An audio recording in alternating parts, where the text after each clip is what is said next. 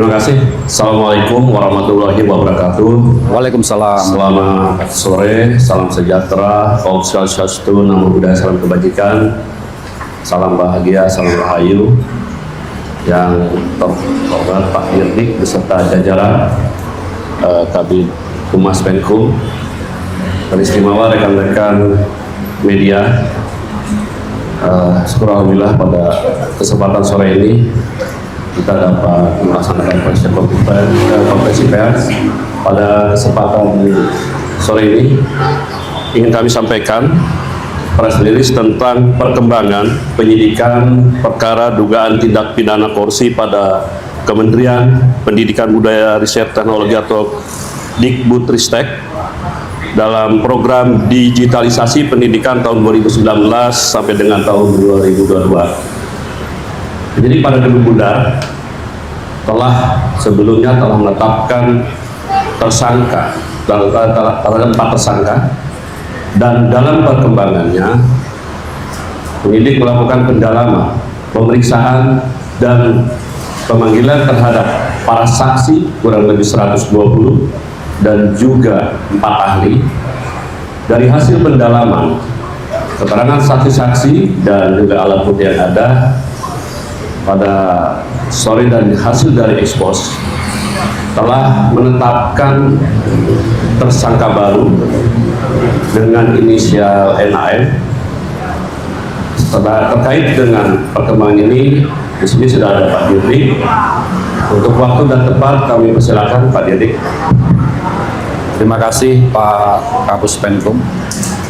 Yang saya hormati rekan-rekan media semuanya. Assalamualaikum warahmatullahi wabarakatuh. Salam, Om Swastiastu, Namo Buddhaya, salam kebajikan. Sehubungan dengan perkembangan penyidikan perkara dugaan tindak pidana korupsi pada Kementerian Pendidikan, Kebudayaan, Riset, dan Teknologi dalam program digitalisasi pendidikan tahun 2019 sampai dengan tahun 2022, dapat kami sampaikan bahwa berdasarkan hasil pemeriksaan dan alat bukti, yaitu berupa keterangan saksi, ahli, petunjuk, dan surat, serta barang bukti yang telah diterima atau diperoleh tim penyidik pada Jampisus, pada hari ini kembali menetapkan 1 orang tersangka dengan inisial NAM selaku Menteri Pendidikan, Kebudayaan, Riset, dan Teknologi Republik Indonesia periode tahun 2019-2024. Perbuatan yang dilakukan oleh tersangka NAM antara lain yaitu pada bulan Februari 2020, NAM yang saat itu menjabat sebagai Menteri Pendidikan dan Kebudayaan, Riset, dan Teknologi melakukan pertemuan dengan pihak dari Google Indonesia dalam rangka membicarakan mengenai produk dari Google, yaitu dalam program Google for Education dengan menggunakan Chromebook yang bisa digunakan oleh kementerian, terutama kepada peserta didik. Dalam beberapa kali pertemuan yang dilakukan dengan pihak Google telah disepakati bahwa produk dari Google yaitu Chrome OS dan Chrome Device Management atau CDM akan dibuat proyek pengadaan alat teknologi informasi dan komunikasi atau TIK.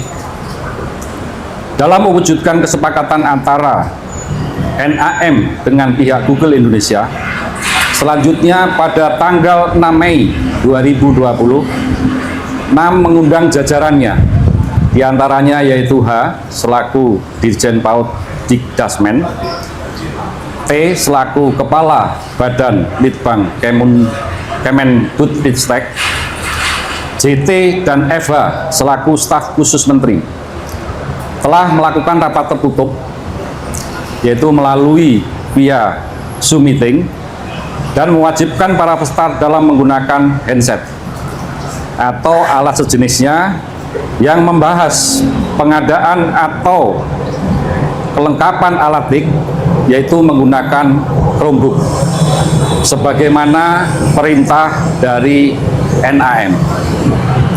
Sedangkan saat itu pengadaan alat TIK ini belum dimulai. Untuk meloloskan Chromebook produk Google, Kemendikbud sekitar awal tahun 2020, NAM selaku Menteri menjawab surat Google untuk ikut partisipasi dalam pengadaan alat TIK di Kemendikbud. Padahal sebelumnya surat Google tersebut tidak dijawab oleh Menteri sebelumnya, yaitu ME, yang tidak merespon karena uji coba pengadaan Chromebook tahun 2019 telah gagal dan tidak bisa dipakai untuk sekolah garis terluar atau daerah terluar tertinggal terdalam 3T. Atas perintah 6 dalam pelaksanaan pengadaan TIK tahun 2020 yang akan menggunakan Chromebook, SW selaku Direktur SD dan M selaku Direktur SMP membuat juknis Juklat yang spesifikasinya sudah mengunci, yaitu Chrome OS. Selanjutnya tim teknis membuat kajian review teknis yang dijadikan spesifikasi teknis dengan menyebut Chrome OS. 6 pada bulan Februari 2021 telah menerbitkan Permendikbud nomor 5 tahun 2021 tentang petunjuk operasional dana alokasi khusus fisik reguler bidang pendidikan tahun anggaran 2021 yang dalam lampirannya sudah mengunci spesifikasi Chrome OS. Ketentuan yang dilanggar: 1. Peraturan Presiden nomor 123 tahun 2020 tentang petunjuk teknis dana alokasi khusus fisik tahun anggaran 2021. Kedua, Peraturan Presiden nomor 16 tahun 2018 sebagaimana telah diubah dengan Peraturan Presiden nomor 12 tahun 2021 tentang pengadaan barang jasa pemerintah. Ketiga, Peraturan LKPP nomor 7 tahun 2018 sebagaimana telah diubah dengan Peraturan LKPP nomor 11 tahun 2021 tentang pedoman perencanaan pengadaan barang jasa pemerintah.